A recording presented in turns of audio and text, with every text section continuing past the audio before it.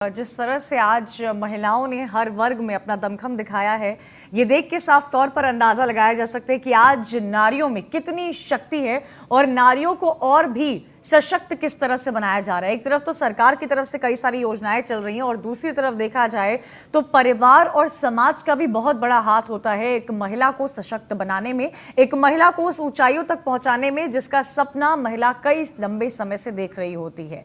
तो आज का दिन उन महिलाओं को सलाम करता है, उन महिलाओं को सम्मानित करता है जिन्होंने अपने परिवार के साथ साथ अपने करियर में, अपने प्रोफेशन में एक नाम दर्ज किया है, देश के लिए कई सारी चीजें की है उन्होंने। और इसी बीच आपको बता दें कि अंतर्राष्ट्रीय महिला दिवस पर न्यूज़ वन इंडिया का ई कॉन्क्लेव लगातार जारी है। इस खास पेशकश नारी महिला शक्ति को सलाम में अब हमारे साथ जुड़ रही हैं कानपुर देहात की सीडीओ सौम्या पांडे। आइए सुनते हैं अंतर्राष्ट्रीय महिला दिवस पर महिलाओं के लिए उनका क्या संदेश है। 23 साल की उम्र में आप आईएएस बन गई, देश में टॉपर थी, 14 स्थान था। कितनी चुनौती का सामना करना पड़ा? आपका इंस्पिरेशन क्या, कौन इंस्पिरेशन था, टारगेट क्या था, मोटो क्या था? जी देखिए आईएएस सिविल सर्विसेज एग्ज़ाम जो है पूरे देश का टफेस्ट एग्ज़ाम माना जाता है और पूरे विश्व का सेकंड टफेस्ट एग्ज़ाम माना जाता है। मैंने मेरी प्रारंभिक शिक्षा दीक्षा सब प्रयागराज जनपद से हुई थी और मैंने फिर बीटेक किया था मोतीलाल नेहरू एनआईटी इलाहाबाद से। बीटेक के दौरान मैंने ये डिसाइड किया था कि मैं प्रशासनिक सेवा में जाऊँगी, ना कि एक टेक्नोक्रेट बनूँगी, क्योंकि एक टेक्नोक्रेट बन के मैं लिमिटेड एरिया में अपनी सर्विस दे पाती सिर्फ टेक्नोलॉजी की फील्ड में, लेकिन एक सिविल सर्वेंट की तरह, एक प्रशासनिक सेवक की तरह हम विभिन्न फील्ड्स में सोशल सर्विस दे सकते हैं, प्रशासनिक सेवाएं दे सकते हैं और अपने हुनर का इस्तेमाल कर सकते हैं। तो मेहनत किया और बड़ों का आशीर्वाद था, भगवान की कृपा थी कि प्रथम प्रयास में मुझे चौथी रैंक हासिल हो पाई और इसमें बहुत ज़्यादा श्रेय मेरे माता पिता को और मेरे गुरुजनों को जाता है, जिनकी वजह से मुझे प्रथम प्रयास में ये सफलता मिल पाई। और अब सर्विस में आने के बाद ये लगता है कि बहुत अच्छा डिसीजन था आईएएस बनने का, क्योंकि जब मैं सिलेक्ट भी हुई थी तब भी कुछ मीडिया वालों ने पूछा था कि आपका क्या उद्देश्य रहेगा सर्विस में आने के बाद, और तब मैंने बोला था, मैं जब 23 साल की थी तब मैंने बोला था कि विमेन एम्पावरमेंट में कुछ काम करेंगे। पता नहीं था कि विमेन एम्पावरमेंट में क्या करूंगी, कैसे करूंगी, लेकिन चूंकि मैं खुद अपने माँ बाप की इकलौती बेटी हूँ तो कहीं ना कहीं वो बेटी बचाओ बेटी पढ़ाओ जो माननीय प्रधानमंत्री जी की एक भावना रहती है, एक परिकल्पना है, उसको आगे बढ़ाने का प्रयास हम लोग करते रहते हैं। परिवार है, एक बेटी है छोटी, कैसे समय निकालती हैं? यहाँ इतना वर्कलोड है, उसके बाद परिवार को कैसे मैनेज करती हैं? देखिए मेरी जो बिटिया है वो 5 महीने की हो गई है और बेसिकली जो समय निकालने की बात है ये टाइम मैनेजमेंट की बात है और टाइम मैनेजमेंट से ज़्यादा सेल्फ मैनेजमेंट की बात है। अगर हम अपने लाइफ में प्रायोरिटीज़ सेट कर लेते हैं कि क्या ज़्यादा इंपॉर्टेंट है, किसको प्राथमिकताएं देनी है, तो चीज़ें मैनेज हो जाती हैं। और भगवान की कृपा से मेरे पास एक अच्छा फैमिली सपोर्ट है। और मैं इसके पहले गाज़ियाबाद जनपद में थी, वहाँ पर प्रशासनिक अमले ने बहुत सपोर्ट किया। अब मैं कानपुर देहात में सीडीओ हूँ, यहाँ पर प्रशासनिक अमले, चाहे वो सीनियर्स हों या मेरी पूरी टीम हो विकास परिवार की, सबके सपोर्ट की वजह से और मेरी फैमिली की सपोर्ट की वजह से घर में बिटिया भी अच्छे से, उसका भी पालन पोषण हो रहा है और मैं काम भी अच्छे से देख पा रही हूँ। कानपुर देहात में मुख्य विकास अधिकारी के पद पर तैनात है, महिला सशक्तिकरण को लेकर लगातार प्रयास करते हैं, सरकारी योजनाओं को अमली जामा पहना रही है। तो महिलाओं के लिए, महिलाओं के उत्थान के लिए विशेष रूप से क्या कर रही हैं? देखिए जब से मैंने ज्वाइन किया है 4 महीने हो गए हैं, हम लोग विमेन एम्पावरमेंट के लिए पूरी टीम काफ़ी काम कर रही है। और एक जो बहुत इंपॉर्टेंट सरकार की योजना चल रही है राष्ट्रीय ग्रामीण आजीविका मिशन NRLM, इसके तहत महिलाओं को, ग्रामीण परिवेश की कम आय वाली महिलाओं को स्वयं सहायता समूह बनाने के लिए प्रेरित किया जाता है, जिससे उनकी आमदनी बढ़ पाए। तो इसी को पालन करते हुए शासन की इस प्राथमिकता को हम लोग भी अपने जनपद में समूहों को बढ़ावा दे रहे हैं। हमने अपने जनपद में पहली प्रेरणा कैंटीन खोली है विकास भवन में। हम लोग 4 और प्रेरणा कैंटीन्स खोली हैं विभिन्न विकास खंडों में। हमारा सपना ये है कि हमारे अपने जनपद को हम एक प्रेरणा जनपद बनाएं, और वो तब हो पाएगा जब हमारा हर गांव प्रेरणा गांव हो, हर ब्लॉक प्रेरणा ब्लॉक हो, तभी पूरा जनपद प्रेरणा जनपद बन पाएगा। और जब मैं प्रेरणा जनपद कहती हूँ तो मेरा आशय ये है कि हम जितनी चीज़ें इस्तेमाल करते हैं, चाहे वो एक पेन हो या फाइल हो या हम जो चाय पी रहे हैं, जो नाश्ता खा रहे हैं, वो सब कुछ महिलाओं से लिया जाए, स्वयं सहायता समूह की महिलाओं से लिया जाए। यहाँ एक LED बल्ब भी लगी हो या सोलर लाइट भी लगी हो तो वो भी महिलाओं से लें।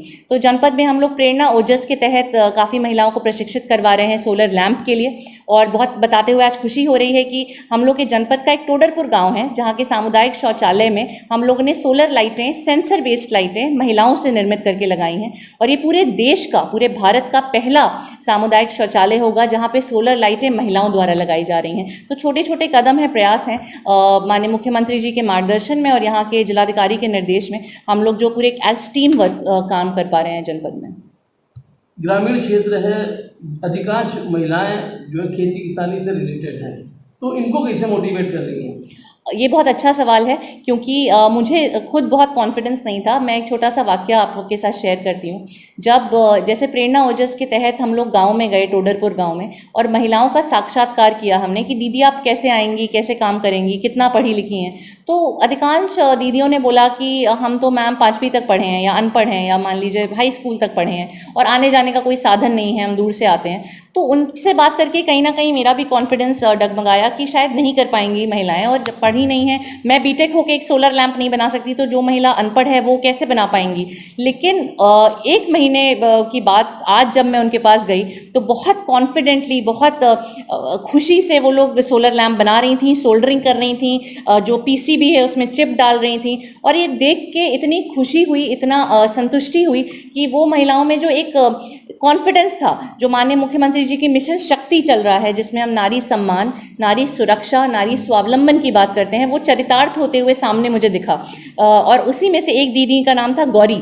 वो अनपढ़ हैं, उनके हस्बैंड एक्सपायर कर गए थे, उनके 2 छोटे छोटे बच्चे हैं 11 साल और 8 साल के, और उनके चेहरे पे जो कॉन्फिडेंस था और जिस स्माइल के साथ वो बता रही थी कि हम ऐसे बनाते हैं मैम, ऐसे बनाते हैं, सोलर लैंप दिखा रही थी, तो उसके बाद लगा कि कुछ भी पॉसिबल है और नारी अगर ठान ले तो सब कुछ वो हासिल कर सकती है।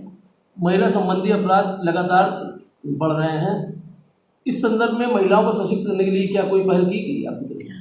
जी, ये बहुत अच्छा प्रश्न है और बहुत दुर्भाग्यपूर्ण है कि चाहे वो दहेज हत्या हो या घरेलू हिंसा हो या महिलाओं के साथ सेक्सुअल हैरेसमेंट हो वर्क प्लेस पे या भ्रूण हत्या हो, ये सब हमारी सोसाइटी में आज भी प्रचलित हैं। महिलाओं के साथ डिस्क्रिमिनेशन आज भी होता है और कहीं ना कहीं हम सबका सामुदायिक दायित्व है, कलेक्टिव रिस्पॉन्सिबिलिटी है कि हम अपने घर से शुरुआत करें, अपनी घर की बेटी को सम्मान दें, उसको पढ़ाई का अवसर दें, ताकि वो किसी दिन इसी चेयर पे बैठ के ऐसे संबोधन दे रही हो अंतर्राष्ट्रीय महिला दिवस के अवसर पर।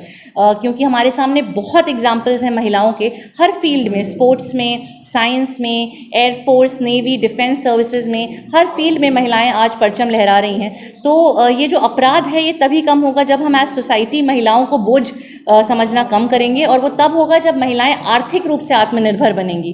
तो इसीलिए बहुत ज़रूरी है कि आर्थिक रूप से महिलाएं आत्मनिर्भर बने, और इसके लिए हम लोगों ने हर थाने में महिला हेल्प डेस्क बनाई है, हर तहसीलों में महिला हेल्प डेस्क बनाई है, जहां महिलाएं अपनी समस्या लेके आती हैं तो उनको प्राथमिकता से उनका निस्तारण कराया जाता है। मैं स्वयं कुछ थानों में गई थी और मैंने महिला हेल्प डेस्क पे जो रजिस्टर है उसका अवलोकन किया था, तो पाया था कि अधिकतर समस्याएं दहेज की या सेक्सुअल हैरेसमेंट की होती हैं। उसके लिए एंटी रोमियो स्क्वाड वगैरह भी चल रहा है, लेकिन उसको अगर वहाँ का थानाध्यक्ष या प्रशासनिक अमला प्राथमिकता पे ले ले और उन समस्याओं को हम गुणवत्तापूर्वक सॉल्व कर पाएँ तो कहीं ना कहीं अपराध भी कम होंगे, और जैसे जैसे महिला आत्मनिर्भर बनती जाएगी अपराध ऑटोमेटिकली कम होते जाएंगे। जब आप मुख्य विकास अधिकारी कुर्सी पर विराजमान होती हैं, महिलाएं भी आती हैं अपनी समस्याएं लेकर, पुरुष भी आते हैं, तो महिला होने के नाते क्या महिलाओं से अपेक्षा ज़्यादा होता है? ये तो स्वाभाविक सी बात है कि चूँकि मैं खुद बेटी हूँ, मेरी भी बेटी है, और लड़कियों के साथ कहीं ना कहीं आज भी वो लड़के लड़की वाली भावना हम सबके अंदर बैठी रहती है कि लड़के को प्राइवेट स्कूल में पढ़ा दो, लड़की को 5वीं के बाद हटा दो, या लड़की की शादी कर दो, दहेज देना है, बोझ है, वो तो चूल्हे चौके बर्तन के लिए बनी है, वो कहाँ कुछ IAS PCS डॉक्टर इंजीनियर बन पाएगी।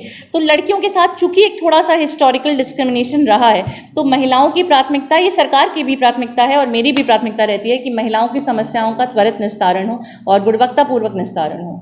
सुपर पावर विमेंस की छवि आपकी बन गई है, चर्चा का विषय है।